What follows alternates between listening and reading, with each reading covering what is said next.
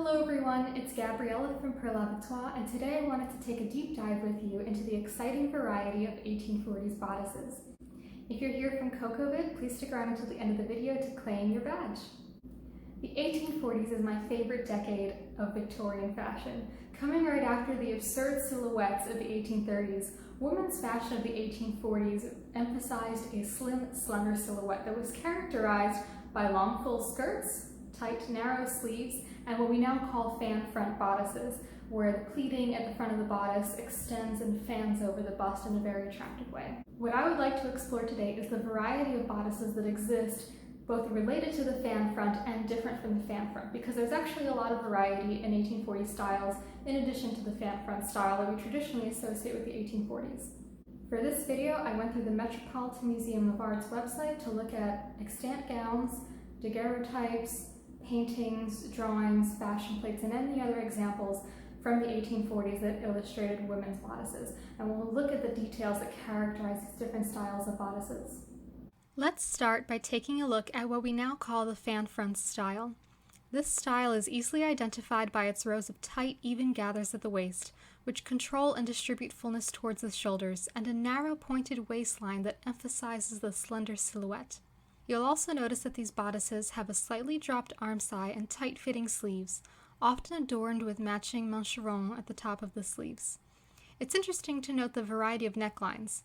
Wide open necklines that nearly fall off the shoulder, small scoop necklines, shallow and deep V-necks.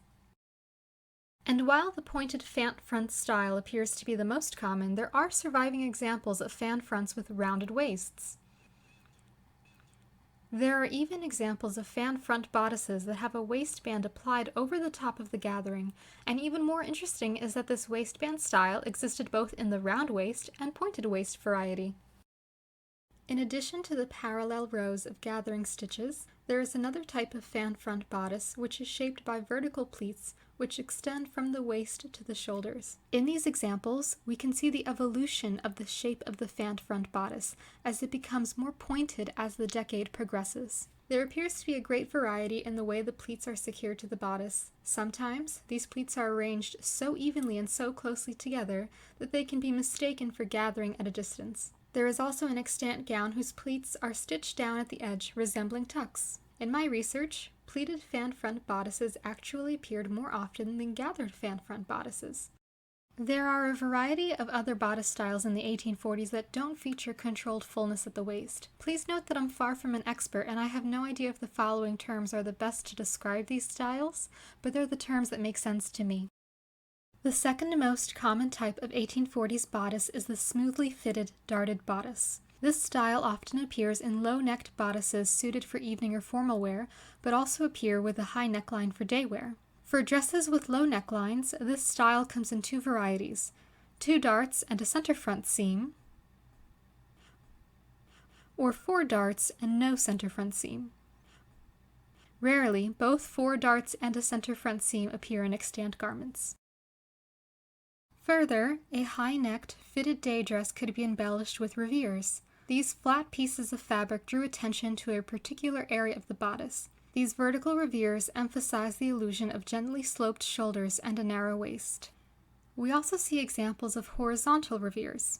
I'm not sure if it would be more appropriate to refer to these as a bertha or collar, but I've generally seen the term bertha used to refer to a separate piece of pleated fabric or lace tacked onto the gown.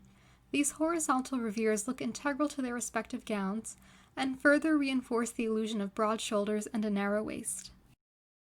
But not every gown can be so easily described. Here are a few interesting outliers that we may not immediately associate with the 1840s. Fashion plates are an especially interesting source of clothing research because we have very little evidence that the sometimes outlandish designs were copied into real garments.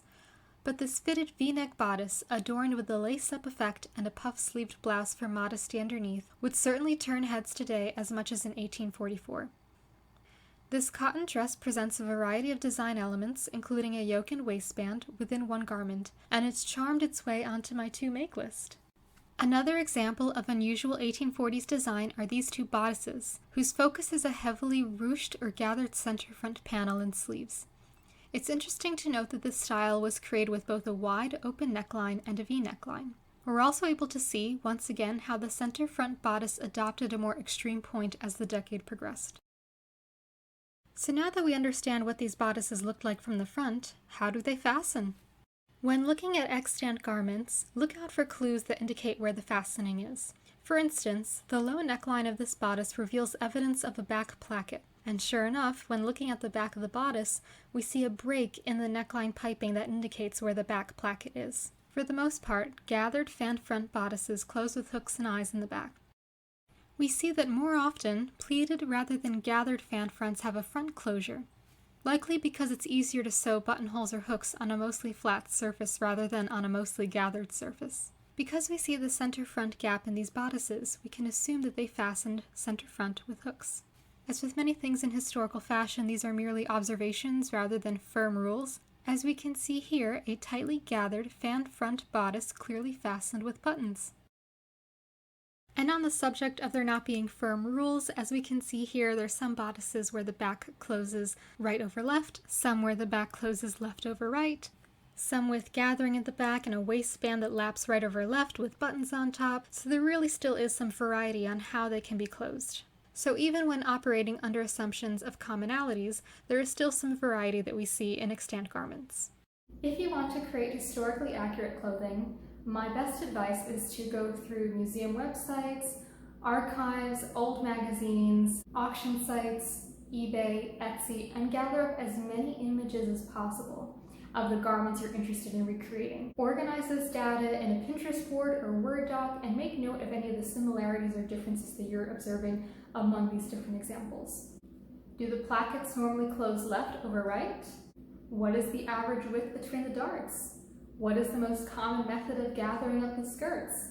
What details stick out to you? This data will be incredibly helpful as you plan your project and will give you information on what styles and techniques are more common than others in your given time period.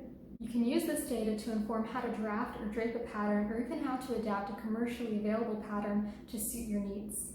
Keep in mind that the images that I used for today's video only represent a small amount of the variety of 1840s garments that existed.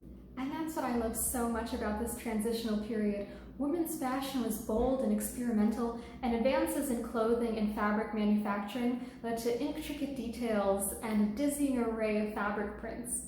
If you're participating in this weekend's Cocovid activities, the QR code will appear on screen briefly. If you need instructions on how to claim your badge, I'll link those down below.